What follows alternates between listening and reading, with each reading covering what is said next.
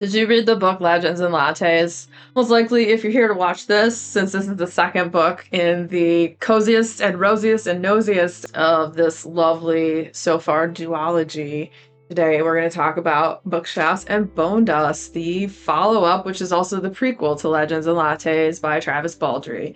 And we're going to talk about, did it live up to the hype, I guess? Or just, was it a great next read? If you didn't read Legends and Lattes, it's about this orc named Viv who finally got done with life on the road of, battling skeletons and demons and necromancers and all that, and decided she wants to settle down, open up a coffee shop, and live a slower kind of life, And it's all about that and how she gets to the place where she does that and establishes her shop and whatnot.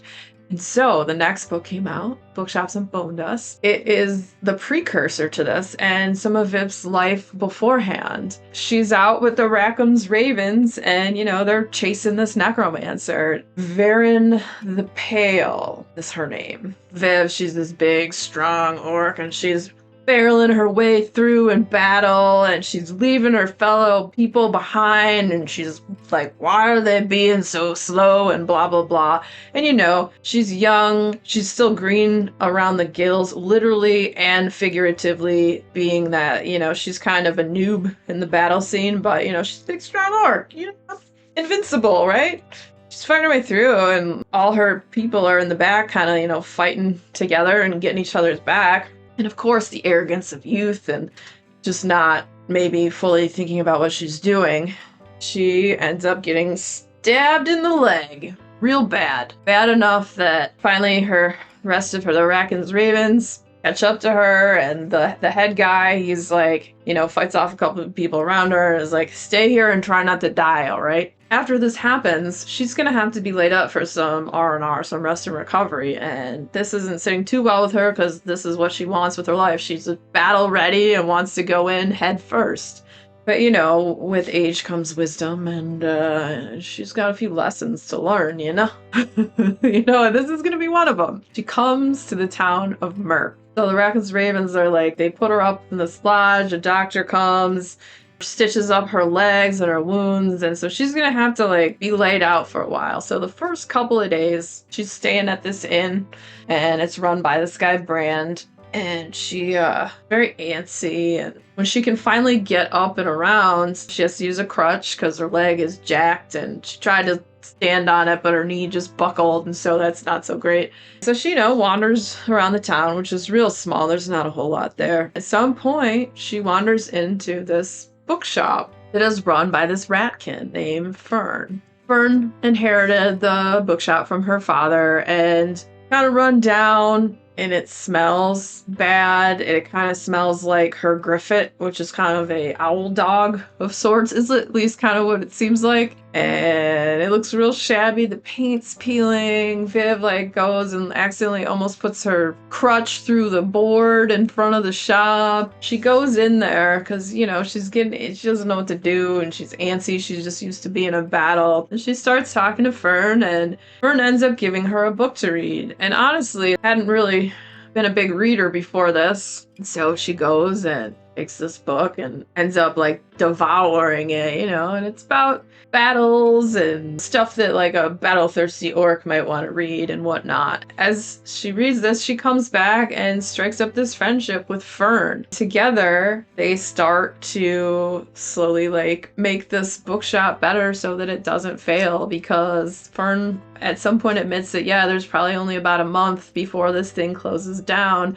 And it's about meeting the other people in town. And then there's also this bakery down the way that has the best, luscious, delicious, wonderful smells. So the last book, Legends and Lattes, I talked about all the wonderful smells in it because they're just described so good. And the food in this, it makes you freaking hungry when you read it. The descriptions are great.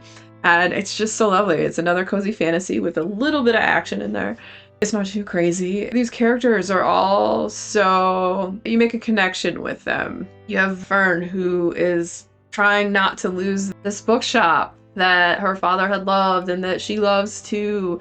And then you also have Viv struggling with trying to not work herself too hard and make herself fall back down right on her butt or reopen up her wounds, which may happen because some suspicious characters may be around town lurking in corners and up to no good, you know?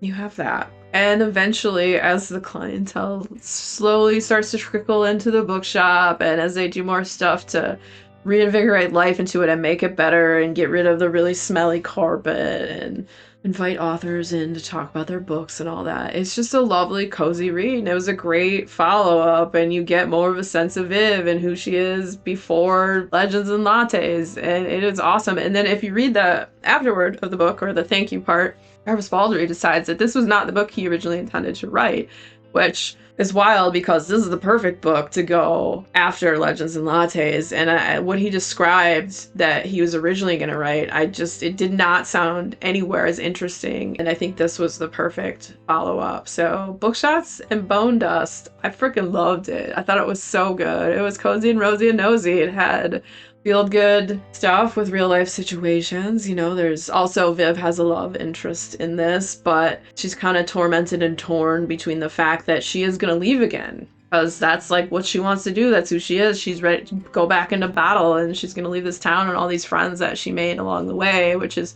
sad and heartbreaking and all on its own, and coming to terms with that and just being able to exist in the moment and enjoy the time that she has with these people and as she grows to care about them. And it's great. I would highly recommend it. Did I like it as much? I would say yes. I liked it just as much as the first one. I really think it was the perfect follow-up, or it's a follow-up, but it's also before in past times. So yeah, great read. If you liked Legends and Lattes, I honestly really think that you'll love this one just as much. If you've read this, let me know what your thoughts were. I would love to hear it down in the comments. Tell me what you think. And if you are a fan of cozy fantasy books, the next video coming up will be about a cozy fantasy book. So stick around, check it out. And if you had fun hanging out today, hit that subscribe button, come back, see me again, and we'll talk about more bookish things and weird stuff.